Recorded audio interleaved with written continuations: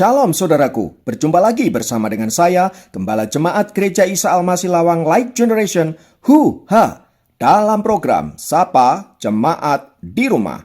Tetap semangat, tetap berpengharapan, dan harus selalu yakin menjadi pemenang-pemenang di dalam Tuhan kita, Yesus Kristus.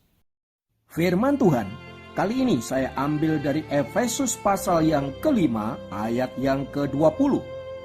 Saya ulangi, Efesus pasal yang kelima ayat 20 berkata, "Ucaplah syukur senantiasa atas segala sesuatu dalam nama Tuhan kita Yesus Kristus kepada Allah dan Bapa kita." Haleluya. Saudara-saudara, hari ini kita akan berbicara tentang mengucap syukur. Kata ini memang sangat mudah untuk dikatakan, terlebih apabila kita ada dalam keadaan baik-baik saja. Semuanya oke, semuanya baik, semuanya ada dalam damai sejahtera. Dan saya kira akan sangat mudah mengucap syukur atas situasi demikian. Namun sebaliknya saudara-saudara, ketika kita ada dalam pergumulan, ketika kita ada dalam beban-beban yang berat, ketika kita ada dalam sakit penyakit dan berbagai-bagai pergumulan, tidaklah mudah mengucap syukur.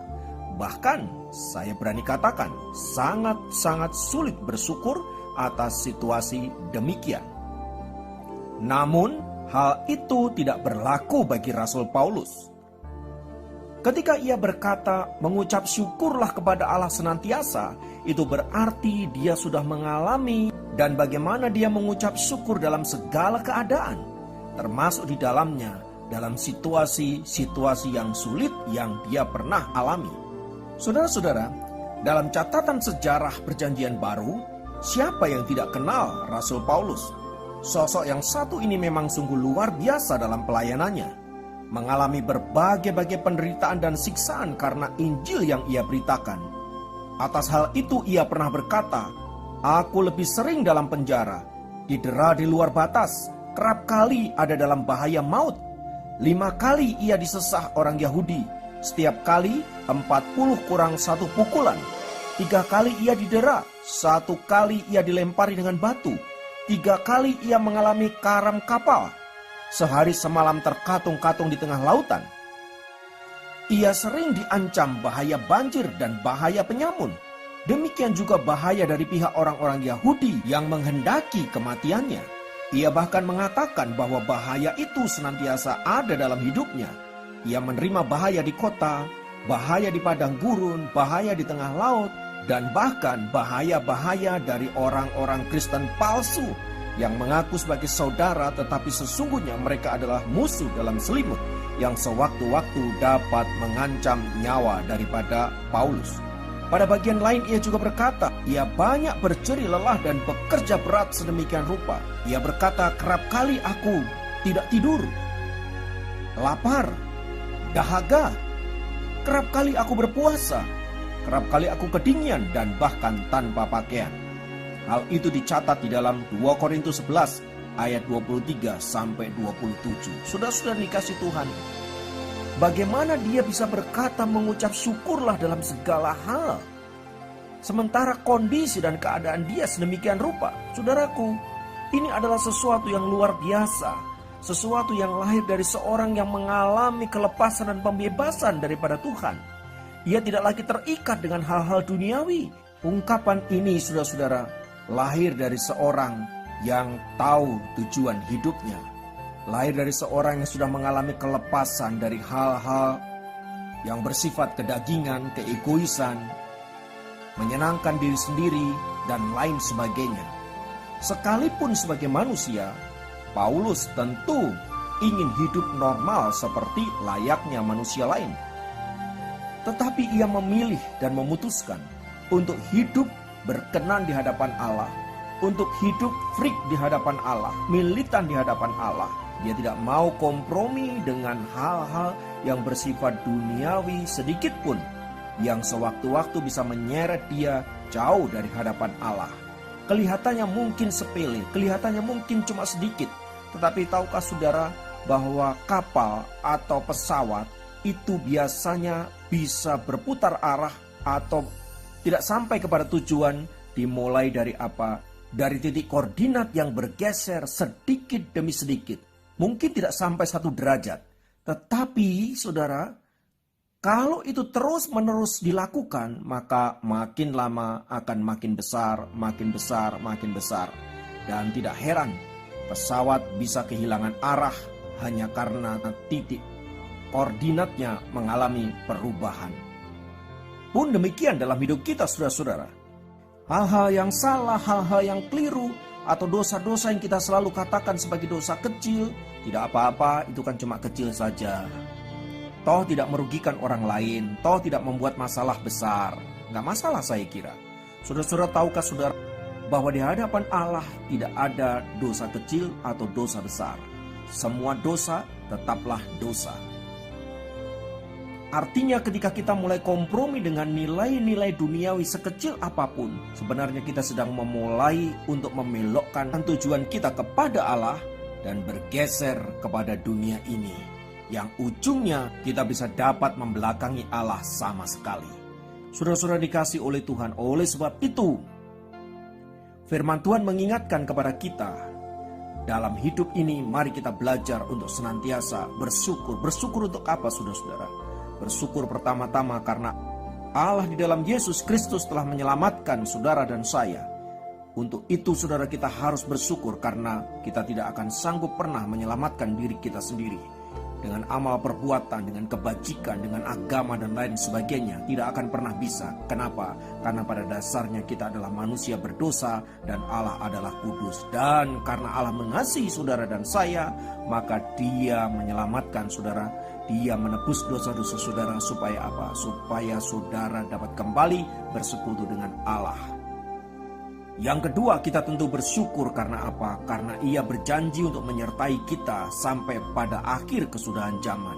Itu berarti setiap hari Dia selalu ada bersama-sama dengan kita. Entahlah hidup ini melewati lembah-lembah air mata, lembah-lembah pergumulan.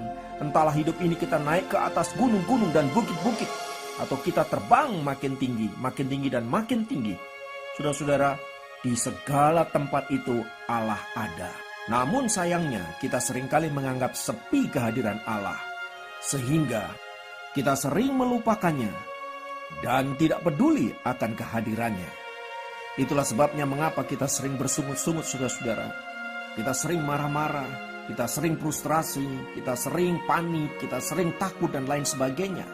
Saudara-saudara, semua itu sebenarnya menunjukkan ketidakpercayaan kita kepada Allah, ketidakyakinan kita bahwa Allah ada, Allah hadir bersama-sama dengan kita. Saudara-saudara, dalam segala hal itu kita harus yakin bahwa Allah ada bersama dengan kita. Dan untuk itu, mari saya mengajak kita untuk bersyukur di hadapan Allah, sebab penyertaannya sempurna. Dan dalam segala perkara kita hadapi dan kita jalani, ingat Allah turut bekerja untuk mendatangkan kebaikan bagi orang-orang yang mengasihi Dia. Oleh sebab itu tetaplah semangat, naikkan ucapan syukurmu kepada Allah, dan jalanilah hidup ini dengan semangat, dengan berpengharapan, dan tetaplah menjadi pemenang di dalam Tuhan kita Yesus Kristus. Haleluya, mari kita berdoa. Bapa, kami naikkan pujian dan syukur untuk anugerah-Mu yang luar biasa, untuk segala sesuatu yang Tuhan sudah kerjakan dalam hidup ini, terutama untuk keselamatan di dalam Tuhan Yesus.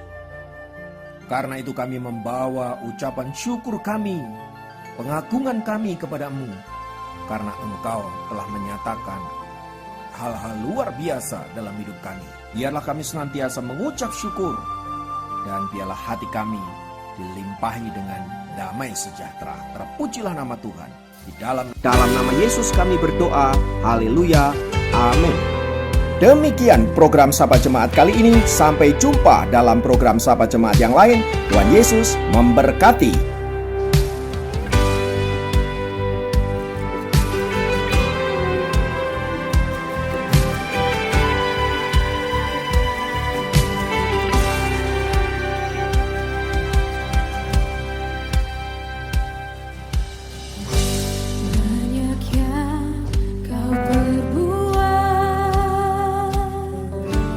Di dalam hidupku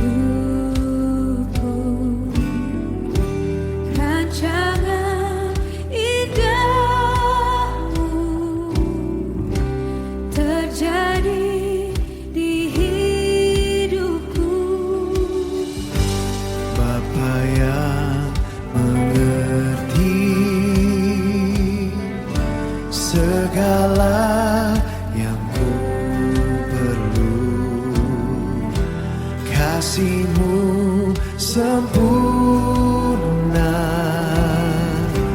nyata dalam hidupku. Ku bersyukur Bapa, ku bersyukur Tuhan, buat kasih setia-Mu di dalam hidupku. Ku bersyukur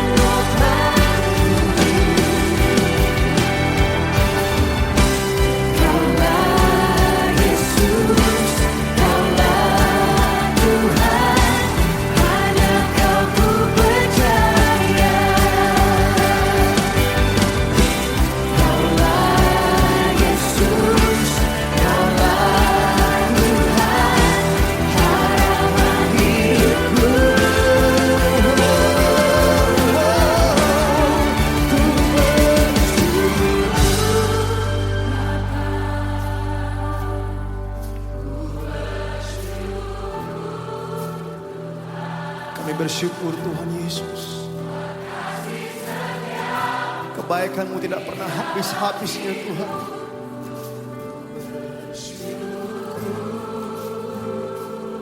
Kami katakan Ku bersyukur.